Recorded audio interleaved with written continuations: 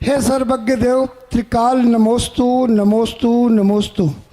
इस पंचम काल में वर्षों से मंदिर जी में पद में रहकर निर्माल का उपभोग करते हैं, तो ऐसे मनुष्य को, ऐसे पदाधिकारी को कौन से कर्म का बंधेगा और उस निर्माल का जो उपभोग कर रहे हैं। भव्य, हाँ जी, आपने तो पूरे विश्व के लोगों के मन का प्रश्न कर दिया है, लेकिन संभल के सुनना और संभल के जीना।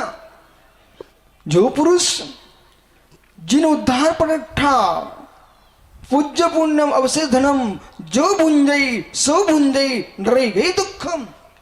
जिन उद्धार के नाम से, तीर्थ के नाम से, पंचकनक के नाम से, धर्मशाला के नाम से, हे मित्र गुरुओं के बिहार के नाम से, तीर्थ वंदना के लिए यात्रियों के ले जाने के नाम से जो अवशेष धन को भोगता है वो नरक गति को प्राप्त होता है। इतना ही नहीं, माँ ने दान दिया, पिता ने दान की घोषणा की और पुत्र ने उसका भोग किया, नहीं दिया, जो सो भगनी के साथ अब ब्रह्म सेवन का जो पाप लगता है, माँ के पिता के दिए दान को जो भोगता है वो भी बेचारी वो दोष को प्राप्त होता है। और जो व्यक्ति निर्माल्य का सेवन करता है 60,000 वर्ष तक विष्ठा में कीड़ा बनता है।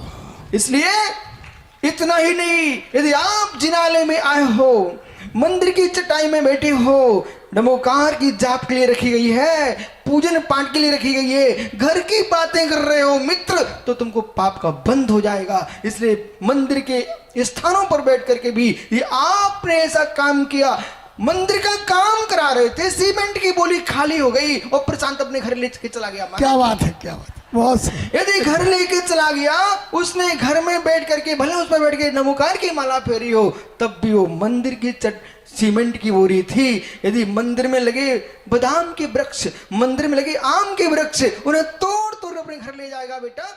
जैसे बाजार में पैसे दे के आओगे, ऐसे मंदिर में डाल देना, अंदर निर्माल्य खाने का दोष लगेगा। इतना ही नहीं, मंदिर में जो बागबान हो मंदिर के काम के लिए, तुम्हारे घर के काम के लिए नहीं है, आपने अपने घर का काम कराया है, मित्र आपको निर्माल्य का दोष लगेगा। इसलिए जिनको दुर्गति से बचना है, निर्माल्य खाना तो बहुत बड़ा पाप है। अपनी दुकानें किराए पर, मंदिर की दुकान पर कब्जा, मुखपत का बंधन, मुखपत का चंदन घिसमेरे बंधन विजय भाई। ओहो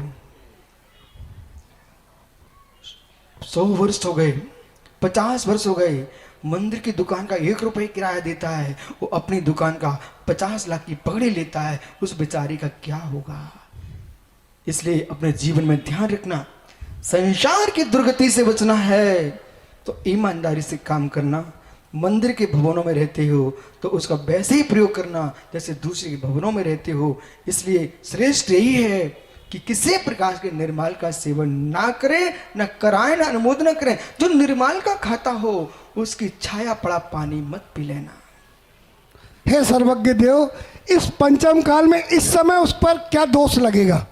वो तो मरने के उपरांत नरक गति और ये आपने बताया, आपको बोध होना चाहिए इसी भव में। हाँ, उसके बारे में जानकारी है ना बे मित्र, धन्य कुमार से मिलना,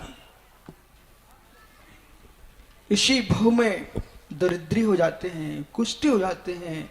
इसलिए मित्र घर में अपाहिज, लंगड़े, लूले संतानें होती हैं, इसलिए आपको ऐसा नहीं करना।